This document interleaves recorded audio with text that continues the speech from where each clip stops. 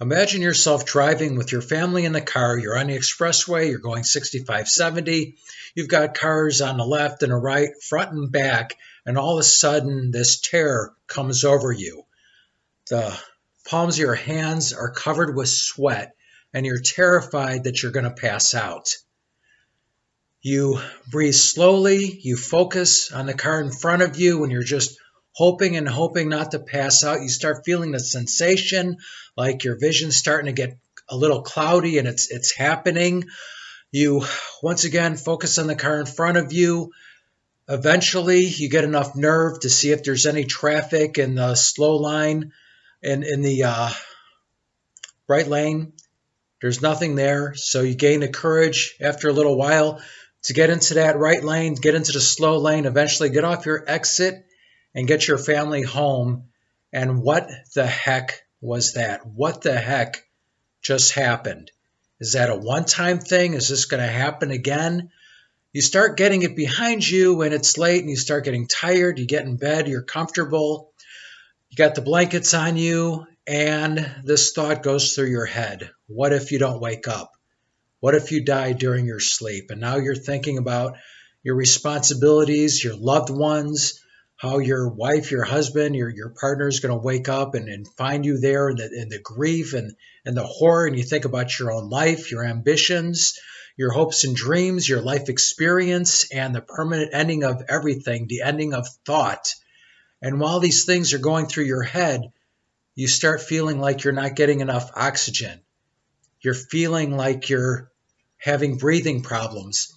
So these are things that I went through a few months back when I had that issue, having trouble sleeping at night. I thought about calling 911, going to the emergency room. I never pulled the trigger. After a few hours, I did go to sleep, and ta-da, did wake up. And hopefully that streak will keep going forever. But immortality probably is going to be a long shot. And then I started Googling issues with sleeping. One of the, or not issues with sleeping, issues with breathing. And one of the things that came up with was heart disease. My father had died of heart disease when he was in his 40s. I'm now in my 50s. He was diagnosed with progressive heart disease, given 5 years to live. Just about 5 years later, he passed away. A friend of mine was recently diagnosed with a certain type of blood cancer, and he's been given a life expectancy of 10 years. So I make a doctor's appointment, and I'm thinking, okay, am I going to get some kind of diagnosis and be given some kind of number? So I go in and get my vitals checked. They check out the blood pressure, and it's great. Blood oxygen level, great. Pulse, great. Do an x-ray of my heart, everything's fine. And the doctor tells me, based on what you told me, I believe you're going through anxiety. And he gave me a prescription for some medication to assist with that, told me to call him back in a few days if it didn't work. And fortunately, that's exactly what it is. It was going through anxiety. Now, usually there's something that triggers that. So why am I going through this now? Obviously, I'm not some kid out of high school, been around the block a few times. Why this time in my life would this thing happen? And the trigger, I know without a doubt, is when I was driving with my family. I'm on the expressway. I'm going 65, 70. There was heavy rain. And I went across a bridge, and I went to the right lane because my exit was coming up, changed lanes, hit water, hydroplaned, and I couldn't feel the wheels hitting the road. At that moment of time, I had no control of the car. Now, fortunately, I had already changed lanes. If I was coming over when I hit that water, I would have wound up in the ditch. And this anxiety didn't happen right after that incident, but it happened shortly after. And there's some other things, like when I was driving, instead of feeling like I was driving on solid pavement, it felt like I was driving on gravel. And if I went any kind of speed or did any kind of heavy turn, I would just wind up losing control of the vehicle. Fortunately, all that stuff is behind me now. This medication did work, and after a while, I just stopped taking it. When the roads are wet, I don't drive as fast as I used to, which probably isn't such a bad thing. But all these things were imaginary. The feeling that I was going to pass out, I'm fine. I'm not going to pass out. Like I'm not getting enough oxygen. Lungs are just fine. All this stuff wasn't real. But during that time, the perception, it is so vivid.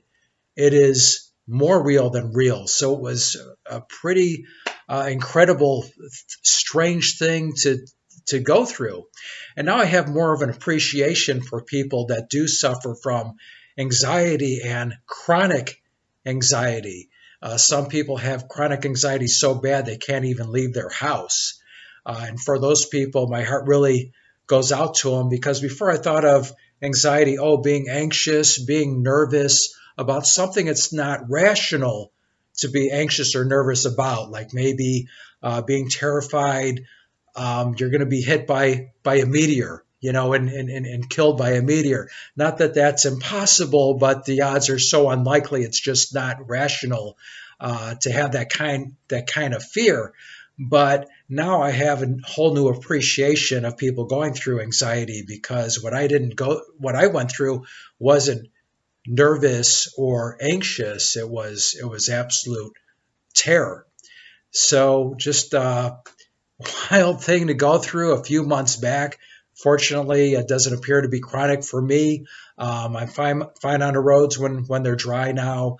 Don't have these issues at night, and having my vitals checked and having those results come in, as far as the perception of having issues breathing, that helped alleviate that.